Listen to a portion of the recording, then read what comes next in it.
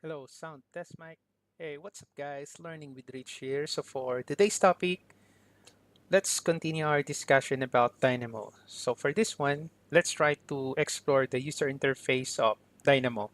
So, before that, let me just show you where to download the Dynamo. Okay, so you just need to go to dynamobm.org/download slash.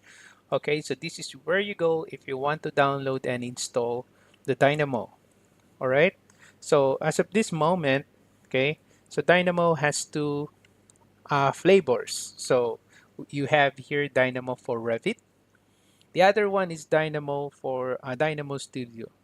So they are both similar and nearly identical. So the key difference though is, of course, the Dynamo Studio is not free. The other one, the Dynamo for Revit, is free. Okay, but the key difference is that Dynamo for Revit runs like a plugin inside of Revit and contains a section of the node library specifically for interacting with Revit elements and data. While the other one, which is the Dynamo Studio, it runs independently of Revit or any other application. So in this course, we're going to use Dynamo for Revit. But you should be able to follow most of the examples in the exercise files with Dynamo Studio as well. But then again, this is the one that we are going to use, the free one, all right? So you just need to click the download here and then install it. So as you can see, the current version here is 2.0.1, all right? So after you install the Dynamo, okay, so in order for you to open your Dynamo for Revit, you'll need to begin inside a Revit project or a Revit family. Okay, so you will not be able to open your Dynamo for Revit if you are not inside a project or a family. That's why let us open a sample project. So let us open this one, sample architectural project. All right.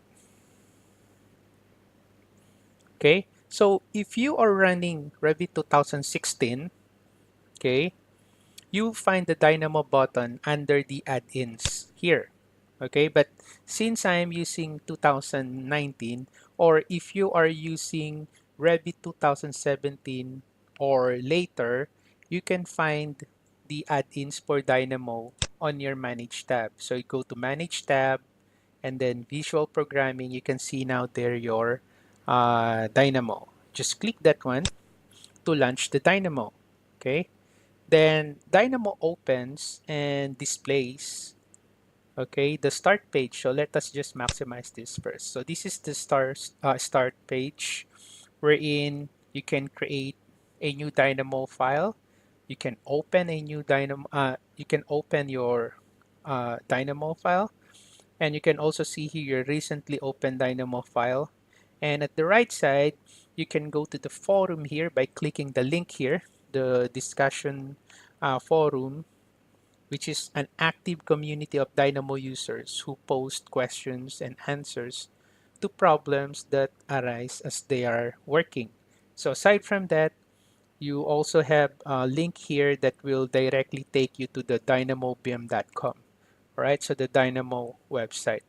And so as we scroll down, okay, we can see here a shortcut to several sample files that ship with Dynamo. So once you install the Dynamo, you'll be able to have these sample files as well that you can practice with. So I highly encourage that you check this out. So while you are getting started to learn Dynamo, all right. So let's go ahead and click the new button here.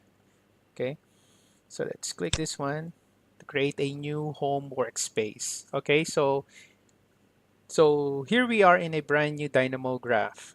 Okay, so this is the interface you'll see while you are working in Dynamo. So across the top here, okay, so these are the windows, our menus, where we can do things like saving our graph and open or starting a new one under the file. So this is actually a basic one. You'll be able to see this in almost every software. So when you click the file, you'll be able to create a new one here. You'll be able to open, you'll be able to save as, blah, blah, blah. You can also go to edit here. So edit has a few features for keeping your workspace tidy, such as align, clean up your node layout, okay? And you can also go to your settings here to change options, change various settings and options, okay, on your settings. Okay, so below our menu bar, so this is, again, this is a basic icon.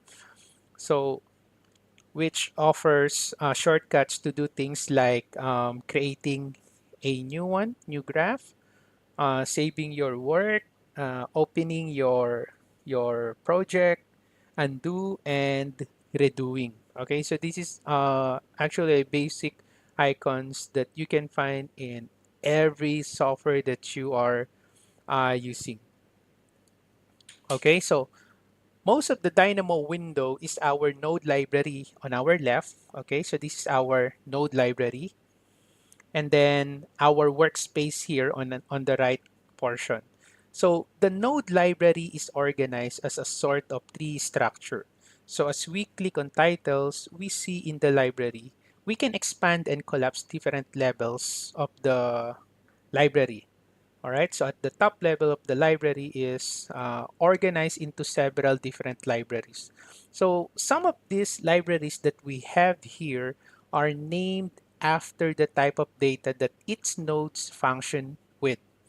So for example, nodes that work with geometry or 3D modeling can be found in geometry. So if you're going to click that, so you'll be able to see here the nodes or the categories that you can use to create a geometry.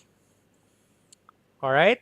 And nodes for interacting with Revit are found, of course, under the Revit. So as you can see, there's a Revit here. If you click that, you'll be able to see here categories that contains nodes that we can use to interact with Revit. And what else? So you also have here some input, all right?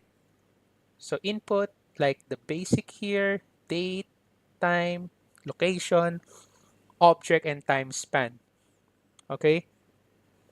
So if you're going to click on a library, it will open and show library categories, just like this one. When I click the input library, it will show you here some categories. Okay, so these are the categories, and this is more specific and descriptive names. If you're going to click again your categories, it will show you here subcategories. So we have the library, okay, and then you have the category of that library, which is like, for example, in my case, the input library. So I have the basic category, datetime category, location category, object category, and time span category, right? So like, for example, here on my Revit, so I have my Revit library, and then I have here my categories. Now, if you are going to click one category, like for example, here elements, if I click that one, so again, there are some categories here. So I'm going to click, for example, adaptive component category. So I'll be able to see now here all the nodes available under that subcategory. Okay, right. So within each category, okay, nodes are organized into three subcategories. So you have three categories here, subcategories. So you have this green, so you have the red, and then you have the blue. Okay, this color green here, every color green node that you are seeing, that is actually create. Okay, create. So this indicated by a green plus sign. So let's look for other create nodes. Like for example, geometry. Let us expand, let's say points. Let's say point here. All right, so as you can see, I have here green nodes. So these green nodes are create tools. Okay, so these nodes often create a new object or element.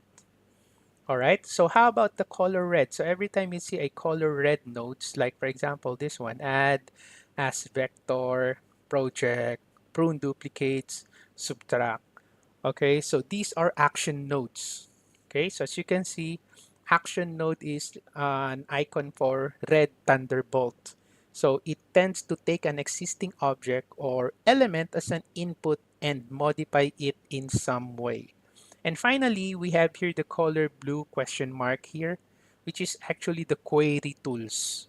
Okay, query. So what's this? So this is our action tools. I mean the create tools. So we have the action tools and then we have the query tools. Okay, so which no, these are the nodes which usually extracts information about the object or element that you provide as an input. So these subcategories can be very helpful while you're still learning your way around Dynamo. So chances are you'll need to create, you need to modify or query something. And hopefully that something coincides with the name of the library or the category. So clicking on a node will place an instance of that node into our workspace. Like for example, I'm going to click the bicartesian coordinates node. I'm going to click that one.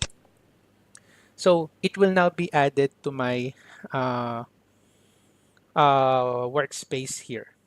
Okay. And at the very bottom of our Dynamo window, which is this portion here, okay, all right, so this is what we call the execution bar. Okay, so this allows us to set how frequently Dynamo runs the algorithm that we are writing. So if we have set this to automatic, so it is automatic by default. So Dynamo runs the workflow anytime there's a change made in our workspace. Okay, so automatically it will run. Okay. Now, so if you're going to change the setting to manual by clicking the drop down arrow and then selecting the manual here, okay, it will display here a run button. And Dynamo will only run the workflow when we click on it. All right. So manual is pretty useful if your graph needs to process large amounts of data or writes a file to your computer, since this can take a few seconds or a few minutes to run. Okay, so basically this is the user interface of Dynamo. So as we move on our future videos, you'll be able to be familiarize yourself in the Dynamo user interface. Right, so again, this is our file menu. So you have here, this is our menu bar. So these are the toolbars. You can actually search here nodes. All right, so like for example, you can type coordinates. Okay, oops, sorry. Yeah, so coordinates. So it will show you here all the nodes for the coordinates that has something to do with coordinates. So you can also use that one. So this one is pretty useful. So all you have to do is to type. Okay, and then after that, you have here your libraries. Okay, so if you click your library, it will show you here some nodes that is grouped into three categories. Color green nodes, the plus, okay, it means that is a create node. So when you say so when you see a red thunderbolt icon, so these are the nodes to action, okay, action nodes. And then the question mark here is the query nodes. All right. So that's it for our user interface. So hopefully you learned something from this video. If you have any comments, questions, or suggestions, just put it on the comment section below and I'll get back to you as soon as I can. Okay. So on our next video, let's try to start placing and connecting nodes. Thank you for watching. Have a nice day.